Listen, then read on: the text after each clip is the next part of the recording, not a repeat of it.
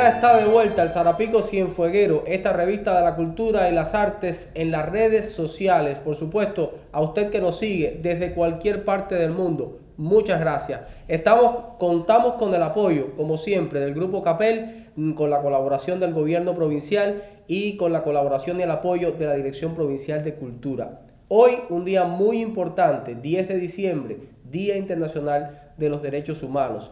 Y yo quiero comenzar compartiendo con usted un fragmento de un texto que está en la página de internet de la Red Cubana de Derechos Humanos. Y tiene que ver con acciones incluidas en el manual de procedimiento para continuar gestando estados de opinión desfavorables hacia nuestro país. Voy a compartir con usted este fragmento. Dice que el gobierno de Estados Unidos tiene preparadas declaraciones y un sistema de acciones de influencias diplomáticas para ejercer presiones sobre gobiernos y bloques económicos como la Unión Europea y algunas naciones latinoamericanas. Las televisoras y cadenas al servicio, por supuesto, de Washington, transmitirán las marchas organizadas en varios países, generando un ambiente de apoyo a los cubanos que se manifiestan en la isla, por supuesto, en contra del gobierno de nuestro presidente Miguel Díaz-Canel. Por igual se sucederán entrevistas y comentarios de analistas internacionales de una reconocida posición anticubana. Reitero, solo un fragmento. El texto es mucho más amplio. Usted puede encontrarlo en la página de internet de la Red Cubana de Derechos Humanos y enumera detalladamente las acciones incluidas en este manual para continuar atacando a nuestro país. Bueno, vamos ahora a cambiar de tema. Vamos a ver qué ocurrió, qué fue lo más importante que ocurrió esta semana. Tuvo lugar en la Galería Santa Isabel de nuestra ciudad, la linda ciudad del mar, la premiación del 20º Salón de Arte Naif. Allí en la Galería Santa Isabel, un espacio de lujo. Vamos a ver qué ocurrió allí. Yo les recuerdo que alrededor de 27 artistas cienfuegueros están participando en esta edición del salón, con 55 obras y que esta muestra continúa abierto al público.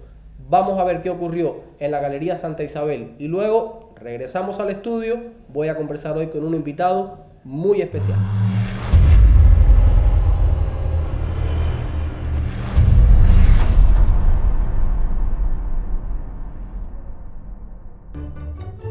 Esta semana abrió sus puertas en Cienfuegos el 20º Salón de Arte Naif.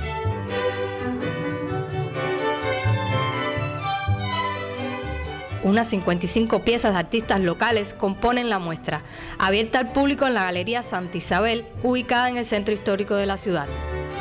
Al mismo tiempo, el jurado del evento, que impulsa el Consejo Provincial de las Artes Plásticas y el Movimiento de Artistas Naif de la provincia, anunciaron los premios. El más importante galardón fue entregado de manera compartida a los artistas visuales Ruslan González y Carlos Alberto Cáceres Valladares.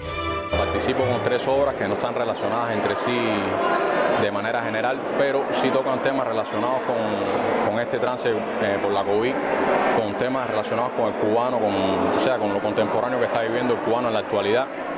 Son obras que en cierto modo tienen un espíritu esperanzador, ¿no? de que vengan nuevas cosas, de que vengan mejores cosas para el mundo y específicamente para los cubanos. El segundo premio de la presente edición del Salón de Arte Naif se le confirió a José Basulto Caballero y a Julio Bardón Davis. En tanto, Lisset Pérez Castro mereció el tercero. Por la calidad de las obras, el jurado del evento decidió entregar 3 menciones. Las 2 obras que puse se llaman Nidos y Viva y Sagrada, es una manera de exponerme a mí misma, la concepción que tengo de la propia realidad y cómo sueño también esa realidad y cómo me percibo yo dentro de ella misma. Sobre todo Viva Sagrada, que es una exposición también de lo que significa toda la espiritualidad con la que tú te creas, con la que tú misma te percibes, una manera de reivindicarte, de, ¿cómo se llama esto?, de exponer quién eres y cómo te sueñas en el mundo, en este mundo del arte, en este caso el arte naif. Es una manera es como un desnudo hacia la expresión artística en sí. Durante las últimas décadas, Cienfuegos ha consolidado su posición como una de las plazas cubanas donde el arte naif se expresa con mayor fuerza.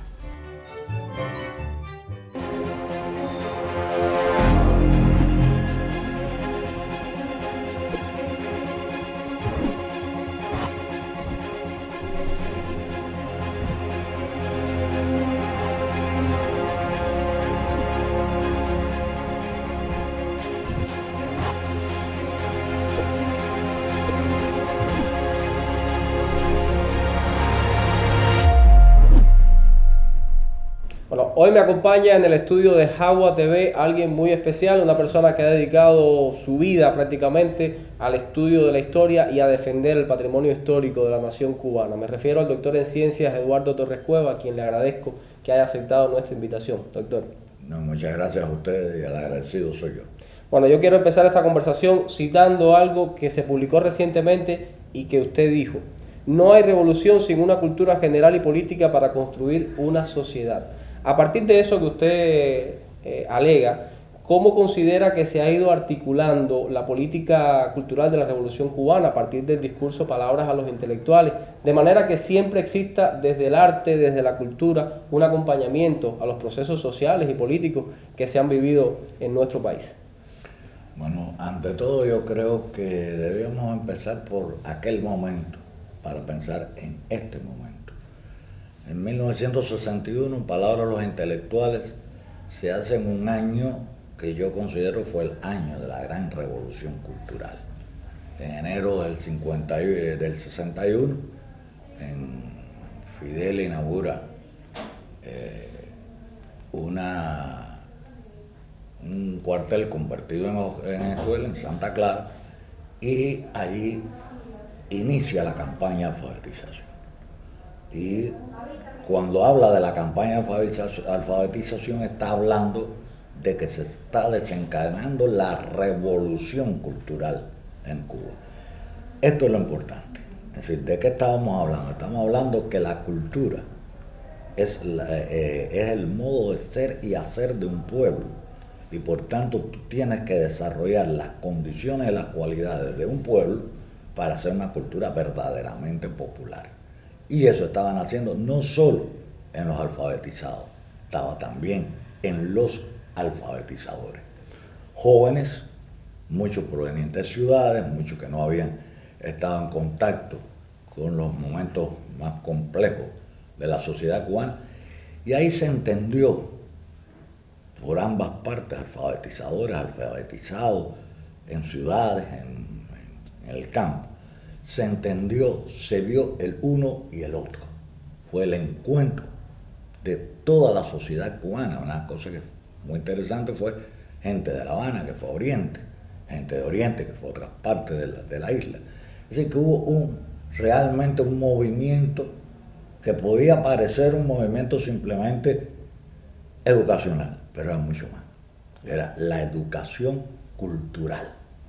No era simplemente instruir, era crear una cultura del entendimiento y de la comprensión de la riqueza que tenía Cuba. Esa campaña de alfabetización fue seguida de otro proceso que no puede olvidarse, que fue la creación del Sistema Nacional de Becas.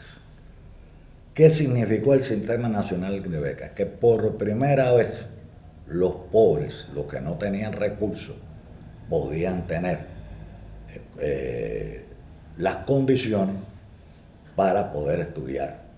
Lo mismo el preuniversitario que las carreras universitarias. Fue la revolución también con la privatización de los colegios privados, la creación realmente de un sistema que tenía dentro de sí también su contenido cultural, porque es también la creación en el Ministerio de Educación de la dirección cultural. Hay que tener en cuenta que en ese momento la cultura estaba dentro del Ministerio de Educación. Después tiene el momento de Palabras a los intelectuales, momento que casi siempre se limita a hablar de palabras a los intelectuales. No, fue el encuentro de los intelectuales y de Y a la vez ese encuentro de intelectuales fue el encuentro de los intelectuales con Fidel. Y Fidel como parte de los intelectuales, porque él era un intelectual. Allí se debatió, allí estuvieron presentes todas las tendencias. Cuando estoy hablando de tendencias artísticas, literarias, es un momento Cuba vive lo más avanzado de la cultura occidental. Ahí está Wilfredo Lang, ahí está Carpentier. Estamos hablando de que la cultura cubana que está resumida o reunida en esos momentos es una cultura con lo más avanzado y con el sello de la cultura universal. Es decir, no se trata de un país sin cultura, es un país que está elaborando una cultura popular que se define como el modo de ser, hacer y decir de un pueblo, y al mismo tiempo está logrando que estas grandes figuras con una cultura universal sean capaces de comunicar y de activar toda esta riqueza popular. ¿Qué nace de ahí? Lo más importante, la unión de escritores y artistas de Cuba. Y allí, bueno, ya esto se ha dicho, pero bueno, nunca es suficiente reiterarlo. Aquello fue una unión, no fue una sociedad o una asociación. Fue gentes que se unen para debatir y crear. Y esa fue la característica que tuvo la unión. Sistema que no se había creado en ninguna otra parte. Fue inédito en su momento. Absolutamente inédito. Ese proceso sigue avanzando. Y cuando en diciembre del 61 estamos cerrando la campaña de invasión, la campaña de alfabetización, cuando se está cerrando la campaña de alfabetización, ya hay allí presentes en aquella plaza una masa juvenil, más de 100.000 alfabetizadores de las ciudades del campo, que le preguntan a Fidel, dinos qué otra cosa tenemos que hacer. Y eso es uno de los grandes momentos de Fidel Castro. Todo el mundo esperaba muchas cosas, pero Fidel nada más que dice una palabra: estudiar, estudiar y estudiar. Ahí es donde nace. Gracias a aquellos intelectuales que estuvieron reunidos con Fidel en la Biblioteca Nacional, el movimiento de la UNIAC, toda la proyección que surgió en el año 61, una juventud que será la que ya, ahora ya no es esa juventud, ya acumula años, pero la juventud que va a ser la base intelectual, cultural de la revolución en todos estos 60 años. De ahí van a salir militares, intelectuales, maestros, artistas, es decir, pero todos estaban llamémoslo, en un consenso político.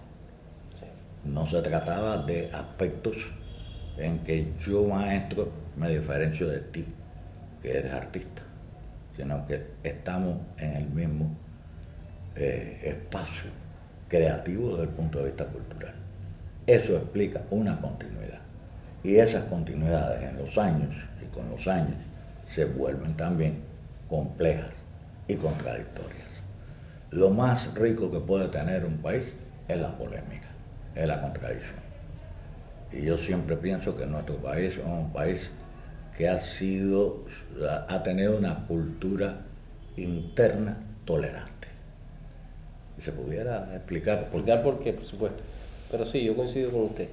Ahora, a partir de ese momento, por supuesto, nace, surge, empieza a desarrollarse esa política cultural de la que hemos estado hablando, desde siempre el acompañamiento de ese grupo de intelectuales que en general después iba a garantizar la continuidad. Hoy estamos celebrando, hoy 10 de diciembre, estamos celebrando un día importante, el Día Internacional de los Derechos Humanos. Todos sabemos que nuestro país está todo el tiempo bajo ataque. ¿Cómo ha garantizado esta política cultural a través de los años el cumplimiento de los derechos artísticos, culturales de los cubanos y las cubanas en la isla? Mira, te voy a decir, creo que primera vez que la digo en televisión, y sin la autorización del autor de la frase, porque ya no está entre las personas vivas. Y me estoy refiriendo a Armando Jara.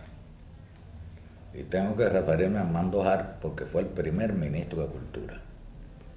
Pero si vas más atrás, fue el primer ministro de Educación de la Revolución. Por tanto, estamos hablando del que dirigió la campaña de alfabetización en ese año trascendente del 61 y el creador del Ministerio de Cultura. Y en una ocasión dijo una frase que yo creo que resume mucho esto. Uno de los temores que hubo al comienzo de la revolución era el problema relativo al realismo socialista.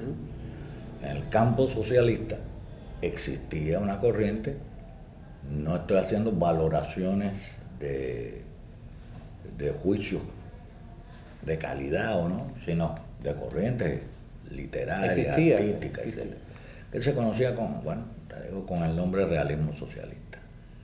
Este parecía ser el gran límite. Te puedes ir a las palabras de Fidel con los intelectuales. Dentro de la revolución todo, contra la revolución nada.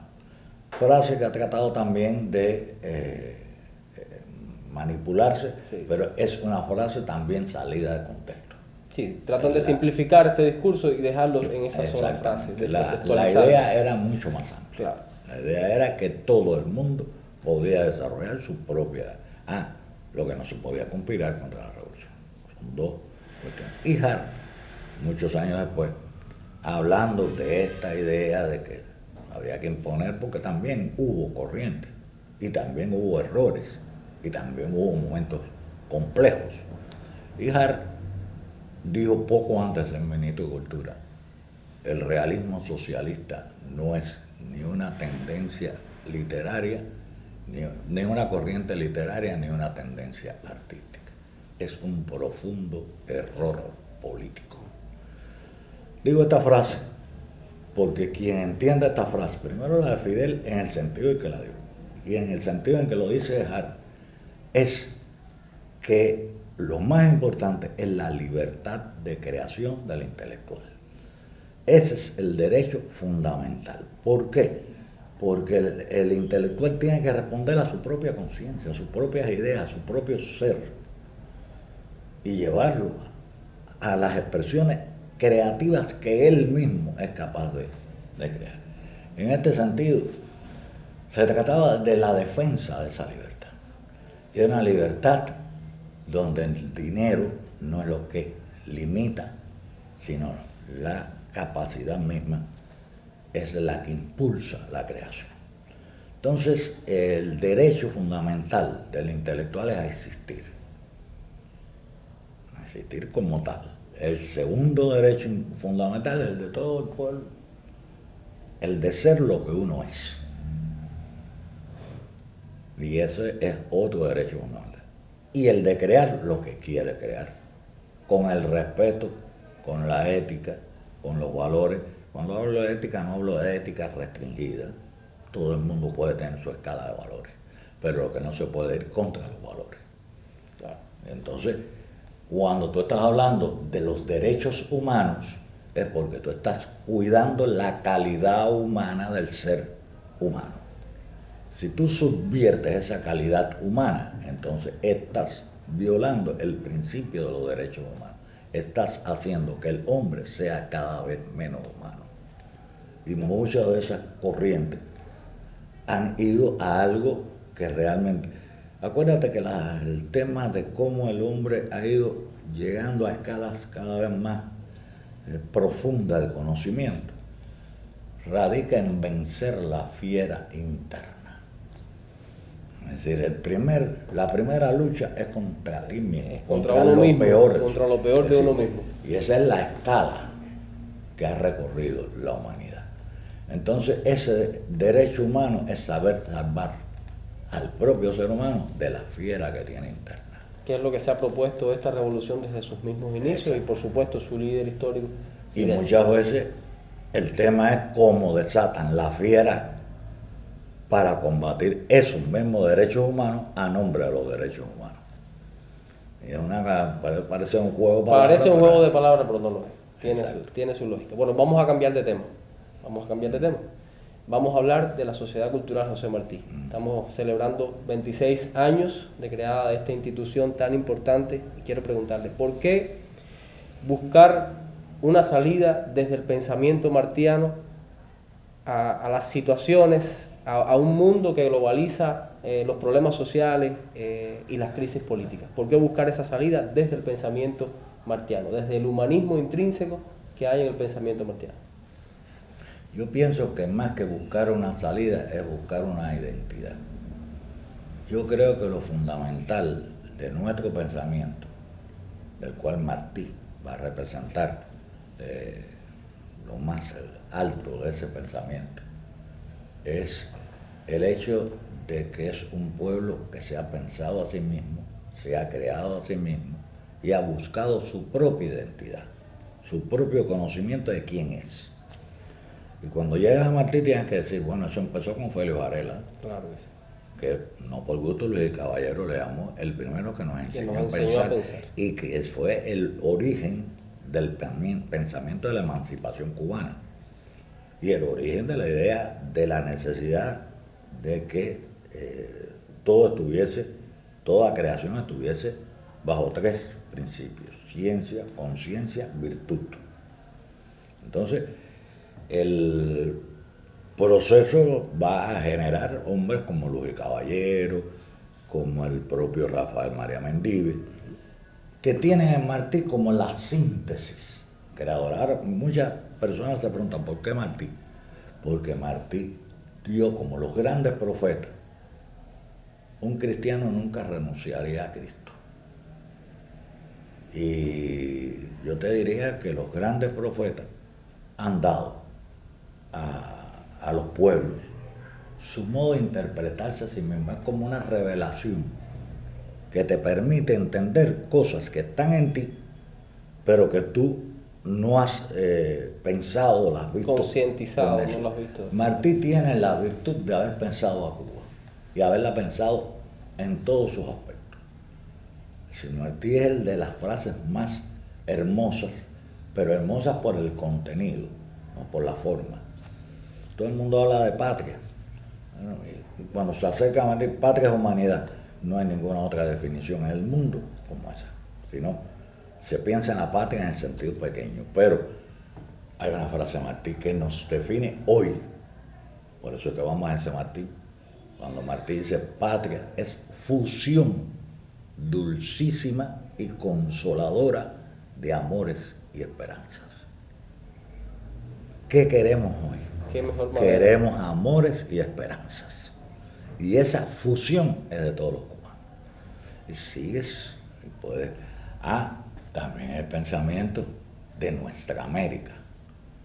En nuestra América, cuando él hace en el párrafo final, que él describe el semí montado en el cóndor americano, te está dando una nueva visión de la religión. Es decir, ya no es la que vino en las carabelas de Colón. Ya no, efectivamente. Es la que surge. Las religiones autóctonas que identifican a estos pueblos latinoamericanos también. Y también el que estudia los grandes peligros que ha tenido Cuba. Los peligros que Cuba tenía en tiempos de Martí no los tenemos hoy o siguen siendo. Están presentes. Cuando él dice que todo lo que ha hecho y hará es para detener a tiempo, ya no es su tiempo. Es que no pudo ser detenido a tiempo la expansión del norte sobre los pueblos latinoamericanos. Dice, cuanto dice y haré, ha dejado una proyección que se asume a través de todo el siglo XX por lo mejor de la sociedad cubana. Porque es o somos, poniendo en términos shakespearianos, ser o no ser. O somos cubanos, siempre hago una acotación final con Martí. Es decir, Fernando Ortiz, que trabajó más el concepto de cubanidad y que tiene que ver el mismo lenguaje desde Varela hasta él, y por supuesto en Martí. Siempre decía, el problema es que ser cubano son dos cosas: la conciencia de serlo y la voluntad de serlo. Conciencia de que soy cubano es porque conozco que es ser cubano, que no es simplemente andar en un pedazo de tierra. Es una cultura, un modo de ser, son los valores que tiene. Una actitud ante la vida. Una actitud ante la vida. Y lo otro es que no estoy obligado a hacerlo, aunque haya nacido aquí. Yo soy quien decide qué soy. Puedo no querer ser cubano o puedo querer ser cubano. Pero eso es mi decisión. Eso no lo puede decir ni Estado, ni partido, ni nadie. Es mi decisión. Es una decisión individual. Exacto. Y a partir de lo que entrañan los escenarios actuales, por ahí considera usted que andan los retos de la sociedad. Los retos, toda sociedad en todo tiempo tiene sus propios retos. Y así sucederá mientras el mundo sea mundo. Los retos actuales están a la altura de los tiempos actuales. Son más fuertes que en ninguna otra época, porque es otro mundo muy comunicado. Y otro mundo con recursos. Yo le pongo a mis estudiantes, yo siempre les decía, hay una diferencia entre la verdad y la opinión. ¿Cómo no? La opinión es subjetiva, es la que yo tengo sobre determinados problemas. Nosotros podemos estar discutiendo sobre el problema y tú tienes tu opinión y yo tengo la mía. La verdad es otra cosa. La verdad es la que se puede probar científicamente o objetivamente. Está ahí. Hay mucha confusión sobre eso en la actualidad. Entonces, Lo vemos en las se ha redes sociales. convertido en eso que se le ha llamado la posverdad. Más que todo es convertir la opinión en verdad. Con lo cual se pierde el sentido mismo del concepto de verdad, se pierde, sobre todo a los grandes consumidores de a veces de las redes, Sí, pero que son muy buenas, por cierto, para comprender el mundo. Efectivamente. Pero hay que tener la capacidad crítica de poder ver cuando la opinión es opinión y dónde nos estamos acercando a la verdad o dónde nos están ocultando la verdad. Y eso es una actitud no solo inteligente, es una actitud activa tuya ante la información. Así mismo. Bueno, una última pregunta, doctor. O sea, estamos hablando de la sociedad cultural, hemos hablado de derecho, hemos hablado de política cultural de la Revolución Cubana y por supuesto que todo se basa también en la historia, en esta defensa de la historia. Usted ha dedicado su vida a estudiar y a defender la historia cubana. Yo quiero compartir con usted la frase de la doctora Lilia Martín Brito, que recibió el Premio Provincial de Historia este año acá en Cienfuegos. Me dice la doctora que la investigación histórica no tiene el mismo mérito que la investigación científica. Por ejemplo, en la medicina se salvan vidas, pero la historia puede salvar una nación. ¿Qué considera usted sobre eso? Tiene razón. Todos los que llevamos años, yo conozco a Lili de hace muchos años, hemos compartido escenarios juntos y sé su dedicación y su entrega a esta ciudad, a esa universidad, etc. Y los que hemos trabajado muchos años vamos coincidiendo en eso, yo coincido con ella. No se puede perder de vista que la posmodernidad empezó con los grandes fines, el fin de la historia, el fin de la modernidad, el fin de la ilustración, el fin de la ética, la sustitución de la ética por la estética, toda una serie de elementos, la sustitución de espacios culturales por espacios de espectáculos, convertir a veces la cultura en espectáculo. El entretenimiento por encima de todas las cosas. Exactamente. Entretener. Que a veces el entretenimiento es aturdir. Sí. A veces el objetivo es aturdir y eso es importante. Cuando se aturde se limita la capacidad de pensar, el juicio crítico. Exactamente. Lo que dijo Lili lo comparto, es decir, la historia, que hay un problema.